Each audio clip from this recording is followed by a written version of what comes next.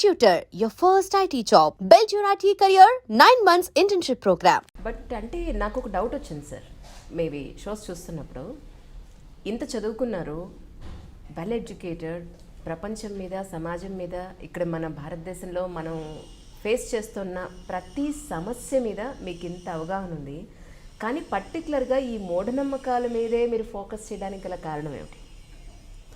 నిజానికి అంత అవగాహన ఏం లేదండి. కాకపోతే కాస్త చదువుకుంటాం కాబట్టి, మిగతా వారు చదవట్లేదు కాబట్టి కొంచెం మనం వాళ్ళకంటే పైన ఉన్నట్టుగా అనిపిస్తాం. I have a basic understanding, not a deep understanding about these, but my understanding is from a human centered approach, that is for sure. మూఢనమ్మకాల మీద ఎందుకు అని అంటే ఇంకెవరూ చేయట్లేదు కాబట్టి. ఇప్పుడు నాకు రాజకీయం అంటే చాలా ఇంట్రెస్ట్ ఉంది, ఎకనామిక్స్ అంటే I really I'm fascinated by it, but there are so many to talk about it. మన అవసరం లేదు అక్కడ. రెండోది, రాజకీయాల విషయాలన్నీ కూడా మన దేశంలో పార్టీ పొలిటికల్ మ్యాటర్స్గానే ఉన్నాయి. They are not about real politics, they are about power struggles. ఈ కాన్ఫ్లిక్ట్ ఆఫ్ ఇంట్రెస్ట్ గ్రూప్స్తో నడుస్తున్న వ్యవహారం మన దేశంలో రాజకీయం. దాంతో उतना दिलचस्पी नहीं है. But on the other hand మూఢనమ్మకాల విషయం చాలామంది, ఇప్పుడు నేను టీవీలో కనిపిస్తాను కాబట్టి నన్ను అనుకోవచ్చు, వేల మంది ఉన్నారు మిత్రులు, colleagues who do a lot of work. కాకపోతే గొంతు పెద్దది కాబట్టి మనం టీవీలో కనిపించినప్పుడు ఎక్కువ నోటీస్ చేస్తూ ఉంటారు. బట్ ద ఫ్యాక్ట్ ఈజ్, ఏ దేశమైనా ఏ సమాజమైనా ముందుకు వెళ్ళాలి అని అంటే ఫస్ట్ ఈ విశ్వంతో ఒక సంబంధం ఉండాలి. అది ఒక రియలిస్టిక్ రిలేషన్గా ఉండాలి. ఇప్పుడు ఉదాహరణకి చూడండి, ప్రపంచమంతా మాయా అని అనుకున్నారనుకోండి, అంటే ప్రపంచం లేనట్టేగా. మరి లేని ప్రపంచంలో మనం మంచి చేయాలని ఎందుకు అనుకుంటాం? అనుకోము. చనిపోయినాక ఇంకేదో లైఫ్ ఉంటుంది, స్వర్గమో నరకమో, అంటే ఇది నిజం కాదుగా. సో మీరు చెప్పినట్టుగా ఇప్పుడు మిమ్మల్ని మధ్యలో అబ్జెక్ట్ చేస్తున్నాను. ఎందుకు అని అంటే, ఇప్పుడు మంచి చెడు ఏదైతే ఉందో, పాపం పుణ్యం అనేది ఏదైతే ఉందో, అప్పుడు మరి నిజంగానే పుణ్యం చేసిన వాడికి ఒక గతి, పాపం చేసిన వాడికి ఒక గతి అనేది ఉండదంటారా మీ ఉద్దేశ ప్రకారం? లేదండి, ఒకసారి చుట్టూ చూస్తే తెలిసిపోతుంది. ఇప్పుడు పాపం చేసిన వాళ్ళు, పుణ్యం చేసిన వాళ్ళు అని మీరు అంటున్నారు. అది టిపికలీ రిలీజియస్ లాంగ్వేజ్. ఓకే, మంచి చెడు అన్నదే కరెక్ట్ వర్డ్స్. ఎస్. ఇది అమీన్ ఉన్నాడు, అంతమందిని చంపాడు, హాయిగా సౌదీ అరేబియాలో చచ్చిపోయాడు. హాయిగా చాలా వయసు వచ్చాక మామూలు న్యాచురల్ డెత్ అన్నమాట. సో పాపాలు చేసిన వారు మీ భాషలో వాళ్ళకేమీ శిక్షలు ఏం పడట్లేదు. నేను అడుగుతున్నా అంటే రెండు రకాల వర్షన్స్ మీ ముందు పెడుతున్నాను. But coming back to this thing అండి, ఈ ప్రపంచం లేదు, ఈ విశ్వం లేదు అని అనుకున్నాక దీంతో మనకు సంబంధం ఉండదు. అట్లాగే దీని తర్వాత ఇంకేదో ఉంది అని అనుకున్నప్పుడు మనం ఇక్కడ బతకడం ఆపేసి అప్పుడు అక్కడ ఎట్లా బతకాలో ప్లాన్లు వేసుకుంటూ ఉంటాం. అదేదో వెకేషన్ ప్లాన్ లాగా. చచ్చిపోయి నాకు ఇంకేం ఉండదండి, ఉన్నదంతా ఇదే. ఈ జీవితంలో మనం మంచి కానీ చెడు కానీ, ప్రతిఫలం కానీ పనిష్మెంట్ కానీ ఇక్కడే ఉండాలి, ఇక్కడే జరుగుతుంది. సో ఈ పరిధిలో మనం బతకాలి అన్నది ఒక రియలిస్టిక్ అండర్స్టాండింగ్ ఆఫ్ లైఫ్. మరి ఇది లేకుండా చేస్తున్నారు కదా మూఢనమ్మకాల కారణంగా. ఓ పక్కన ప్రపంచమంతా మాయతో మొదలుపెట్టి ఇదంతా నీ ఊహ అని చెప్పడం దగ్గర నుంచి, ఈ విశ్వం అసలు ఇలా లేదు, ఇంకో రకంగా ఉంది అనేసి ఒక వాస్తవానికి సంబంధం లేని ఒక మోడల్ ఆఫ్ ద యూనివర్స్ని మన ముందు పెట్టేశారు. ఇప్పుడు అది 7 గుర్రాల మీద సవారీ చేసే సూర్యుడు కావచ్చు, లేదు వైశ్యకులం ఉన్న చంద్రుడు కావచ్చు, లేకపోతే అందంగా ఉండి కూడా శూద్రగ్రహం అనిపించుకుంటున్న శనిగ్రహం కావచ్చు. అసలు any relation with reality? No. Relation with the caste system. అంటే మనుషుల సమాజాన్ని అంతా నాశనం చేసేసినాక వీళ్ళకి ఇంకా ఎక్కువ తీరుకుంది కాబట్టి వీళ్ళు ఈ డివిజన్ ఆఫ్ సొసైటీని విశ్వానికి కూడా వర్తింపజేసే అంత ఘనులు వీళ్ళు. Going unopposed. పొద్దున్న 7ంటికి స్పాన్సర్డ్ స్లాట్లో కావచ్చు, సాయంత్రం 4ంటికి యంత్రాలు అమ్ముకున్నప్పుడు కావచ్చు, లేదు రిలీజన్ ఛానల్లో ప్రేయర్ ఆయిల్తో దొంగ పనులు చేసేవాళ్ళు కావచ్చు, పీస్ ఛానల్ అని గాడ్ ఛానల్ అని అబద్ధాలు చెప్తున్న వాళ్ళు కావచ్చు. వీళ్ళందరూ ఏం చేస్తున్నారంటే, చూడండి, మనుషులందరికీ కూడా మంచిగా ఎలా బతకాలి అన్నది ఈజ్ ఎ ప్రైమరీ క్వశ్చన్ మనందరికీ.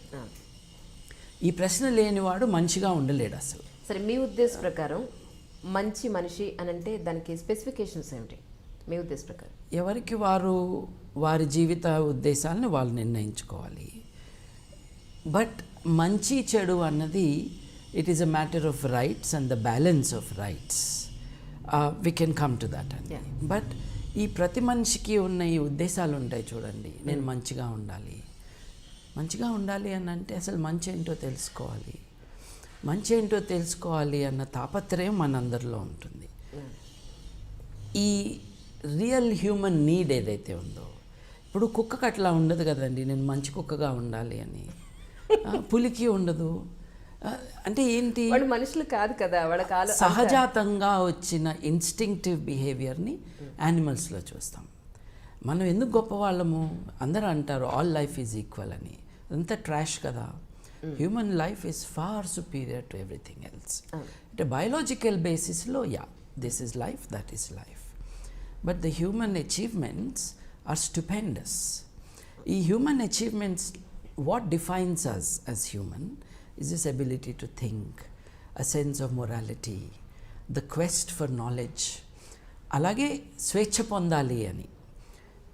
ఈ స్వేచ్ఛని నేను పర్స్యూ చేసేటప్పుడు సాటి మనిషికి ఇబ్బంది కలగకుండా ఉండాలి అని అంటే నాకు ఎన్ని ఫ్రీడమ్స్ ఉండాలో దానికి కొరాలరీగా ఎదుటి వాళ్ళకు కూడా అన్ని ఫ్రీడమ్స్, వీటిని గ్యారంటీ చేయడానికి రైట్స్ కావాలి. So this is a broad framework of how to live and so on. So మనందరికీ ఇది ఉంటుందండి, at different levels of sophistication. So మనం బాగా బతకాలి అని అనుకుంటున్నాం. ఎలా బతకాలి అన్న ఆలోచన మనకు వస్తుంది. అంటే కిక్కిరిసిపోయిన బస్సులో ఆఫీస్కి వెళ్ళి కానీ, మధ్యాహ్నం లంచ్ చేసి కానీ, సాయంత్రం ఇంటికి వచ్చి కానీ అలసిపోయిన తర్వాత అందరికీ అవకాశం ఉండకపోవచ్చు. కానీ ప్రశాంతంగా ఓ రోజు మీరు కూర్చుని, కరెంటు పోయిన రోజు, ఏ లైటు పొల్యూషన్ లేనప్పుడు, లేదు మీరు ఊరెళ్ళినప్పుడు ఒక నులక మంచం మీద కూర్చొని ఆకాశం వెంక చూస్తే వస్తాయి ఈ ప్రశ్నలు. అసలు మనం ఏంటి, మనం ఎక్కడి నుంచి వచ్చాము, జీవితం అంటే ఏంటి, ఆ 4 నక్షత్రాలు, ఆ 10,000 నక్షత్రాలు మీరు చూస్తూ ఉంటే you get transported somewhere else. Then we're face with these grand dilemmas of life, these wonderful questions of life. వీళ్ళందరూ దానికి ఆన్సర్ చెప్పడానికి వచ్చారుగా, ఆ ఆన్సర్ తప్పు కదా. అందుకని ఐఎమ్ ఫోకసింగ్ ఆన్ దాట్. ఇప్పుడు సరిగ్గా బతకాలి అంటే ఏమిటి అని అంటే, నువ్వు ఫలానా పూజ చెయ్యి అని చెప్తున్నారు. అంటే ritualism as an answer to the grand questions of the human mind. నువ్వు ఇది చేస్తే చాలు, ఇది చేస్తే నువ్వు నరకానికి వెళ్ళకుండా బతికిపోతావు.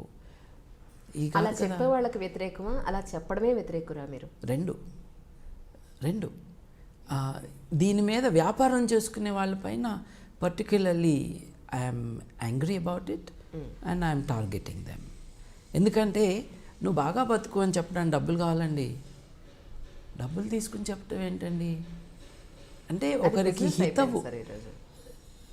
హితవు చెప్పటానికి వాళ్ళ దగ్గర నుంచి 5,000 నుంచి 10 కోట్ల దాకా తీసుకున్న ఆధ్యాత్మికవేత్తలు ఉంటే అది నిజంగా ఆధ్యాత్మికతనా అన్న ప్రశ్న రావాలి. These are issues of morality. మనం మనిషి బతకాలి అని చెప్పడానికి ఫీజు తీసుకోవడం ఏంటండి? That is my question. ఏంటంటే మేము సర్వసంగ పరిత్యాగులు అన్న వాళ్ళకి ఇన్ని వేల కోట్ల రూపాయల ఆస్తులు ఉండటం ఏంటి? నేను డబ్బు ముట్టుకొనగా నా శిష్యుడికి ఇవ్వు అనటం ఏంటి? అంటే this shows a duplicity, this shows a falling in morality. ఇప్పుడు this can be done this way, it has to change. ఒక్కొక్కసారి మీరు మెత్తగా చెప్తే కుదరదు, ఛాలెంజ్ చేయాల్సి ఉంటుంది. My challenge is to those who are making a business of the noble quest for freedom, for meaning in life, for knowledge and there for truth. మీ ఉద్దేశ ప్రకారం ప్రపంచానికి స్వామీజీల అవసరం లేదంటారా? ప్రపంచానికి స్వామీజీల అవసరం అస్సలు లేదండి. ఎవరు అవసరం ఉందంటారు? ప్రపంచానికి తమ జీవితాల గురించి తామే ఆలోచించుకునే మనుషులు కావాలండి. ఎవరో ఎక్కడి నుంచో వచ్చి చెబితే మనకు వచ్చేదేమీ లేదు. మనం ఇప్పుడు స్వామీజీ అక్కర్లేదు అని అంటున్నాను. What I really mean is we may need teachers of morality but not preachers of morality. ఇప్పుడు వారి జీవితం could be a model for others. ఒక ఆదర్శవంతంగా కొంతమంది బతకటం అన్నది itself is a lesson to others. ఆయన అలా బతికారు, ఆవిడ అలా బతికారు అంటమే it could be an inspiration to people. But why preaching అండి? ప్రీచింగ్ అంతా కూడా ఒక సామ్రాజ్యాన్ని ఎస్టాబ్లిష్ చేసుకోవటానికి. స్వామీజీలని మీరు నేను అనుకుంటున్నది ఒక కేటగిరీ ఆఫ్ పీపుల్. వీళ్ళు ఒక మల్టీనేషనల్ ఆర్గనైజేషన్ నడుపుతున్నారు. వీళ్ళందరూ ఇక్కడ ఎండ బాగా ఉన్నప్పుడు అమెరికాకి వెళ్ళి ప్రవచనాలు చేసి అక్కడ కాళ్ళు కడిగించుకోవడానికి $50,000 తీసుకుని ఆ కడుక్కున్న కాళ్ళు తర్వాత నీళ్ళు వస్తాయి ప్లేట్లో, ఆ నీళ్లు నెత్తిన పోసుకోవడానికి మళ్ళీ $1,000 తీసుకుంటున్నారు చూడండి. అటువంటి వారు they are not doing any real spiritual moral activity. They are exploiting the gullibility, vulnerable gullibility of many people. వీళ్ళందరూ అమెరికాకి వెళ్ళి డబ్బులు బాగా సంపాదించుకున్నారు కానీ పాపం ఆలోచన అన్నది వదిలేసి వెళ్ళారు. ఇప్పుడు కోతి గుండెకాయ అక్కడే పెట్టేసి మొసలిపైకి ఎక్కింది అని మనకు కథ ఉంది చూడండి. అట్లా తెలివి ఎక్కడో పెట్టి అక్కడ డబ్బుల సంపాదనలో ఉన్నారు మన వాళ్ళు. ఏంటండి ఇది అసలు ఏం దారుణం అండి ఇది. ఒక మనిషి కాళ్ళు కడగటం ఏంటండి, ఆ కడిగితే మళ్ళీ దానికి $50,000 ఇవ్వటం ఏంటండి, ఆ తర్వాత కడిగిన నీళ్లు తీసుకుని నెత్తి మీద పోసుకోవటం ఏంటండి అంటే I think this is counter cultural. This is insulting to ourselves. So I feel these are not the right things to do. అటువంటి ప్రీచర్స్ మనకు అక్కర్లేదండి. But we need people who are able to give a kind of guidance in morality.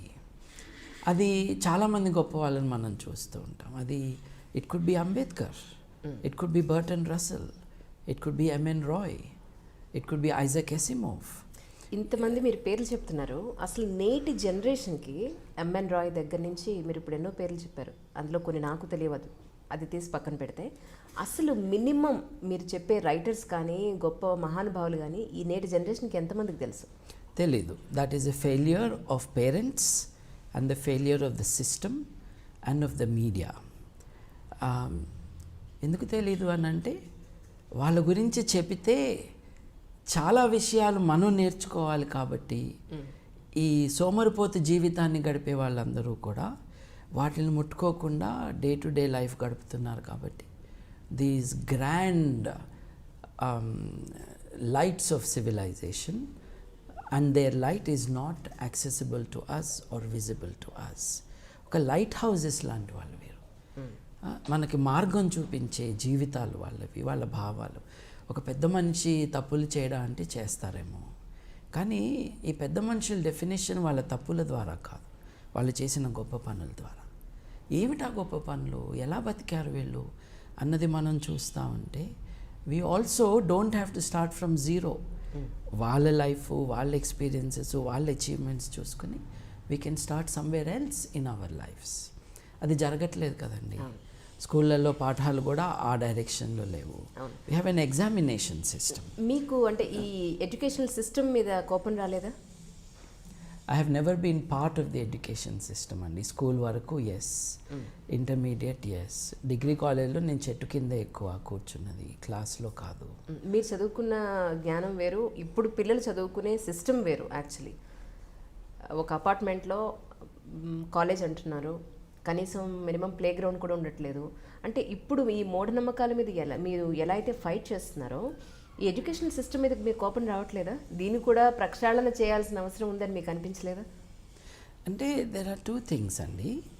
సిస్టమ్ని మనము tackle చేయాలి అని అంటే you need the strength of a movement, need the strength of a political party, you need policy makers. నేను చేస్తున్నది is a different field. It is in the field of ideas. భావాల ఉద్యమం ఇది. భావాల విప్లవం రావాలి. భావాల విప్లవం వచ్చినాక సిస్టమ్స్ చాలా ఈజీగా మారుతాయి. మీరు సిస్టమ్ మార్చేసి భావాలను ముట్టుకోకుండా ఉంటే అంతా మారిపోతుంది అనుకోవడం తప్పు. కరెక్ట్. ఇవాళ జరుగుతుంది కూడా అదే. మంచి సిస్టమ్సే పెడుతున్నారు, కానీ in practice it is nowhere there. మీరు రాజకీయాల్లోకి వచ్చే ఉద్దేశం ఉంది గోగినేని బాబు గారికి అంటున్నారు బయట. ఎవరన్నా నిజమా కాదా చూడండి. అంటే this might be a fun question. నిజానికి హక్కుల ఉద్యమంలో ఉన్న వాళ్ళందరూ భావాల ఉద్యమం అంటే సోషల్ డెమోక్రసీ గురించి మాట్లాడే వాళ్ళందరూ రాజకీయాల్లో ఉన్నట్టే. Okay. These are all political. అంటే ఎవ్రీ హ్యూమన్ ఇది ప్రత్యక్ష రాజకీయమే. Every human is political. The moment you hold an opinion about something which deals with public life, you are political. కాకపోతే మీరు అనేది ఏంటంటే మీ హింట్ బట్టి నేను అనుకుంటుంది పార్టీ పాలిటిక్స్ అని మీరు అనుకుంటారు. ఎగ్జాక్ట్లీ. నేను స్కూల్ డేస్ నుంచి ఎంఎన్ రాయ్ గారి భావాలకు అట్రాక్ట్ అయ్యి ఆయన philosophy, his later days philosophy of radical humanism, దాని నుంచి ఇన్స్పైర్ అయిన వాడిని. పార్టీ పాలిటిక్స్ అన్నవి ప్రజల యొక్క స్వేచ్ఛని హరించేవి అన్న ఆ అండర్స్టాండింగ్ నాకున్నది. అంటే సర్వసత్తాకత అన్నది, సావరెనిటీ అన్నది it should remain with the individual. ప్రజాస్వామ్యం అంటే ఏంటండి? ప్రజలు స్వాములుగా ఉండాలి అని అర్థం. But parliamentary democracy also is not adequate. It is not true democracy. ఎందుకంటే ప్రజలు తమ సావరెనిటీని ఇంకెవరికో అప్పజెప్తున్నారు. వారు 5 ఏళ్ల పాటు మన పేరుతో అధికారం చెలాయిస్తారు. తర్వాత వాళ్ళు మళ్ళీ మన దగ్గరకు వస్తారు.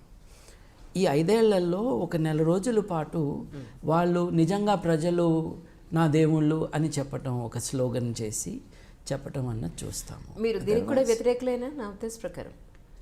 అబ్సల్యూట్లీ. అదే చెప్తుంది నేను, అదే చెప్తుంది.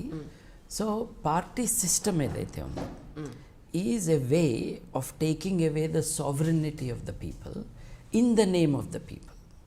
ఇప్పుడు అబ్రహాం లింకన్ గారు చెప్పారు కదండి, డెమోక్రసీ అంటే ఏమిటి అంటే rule of the people, by the people, for the people అని. ఇప్పుడు ఫర్ ద పీపుల్ ఎక్కువ నడుస్తుంది కదా, అది కూడా in the name of the people. Exactly. So this is bad అని.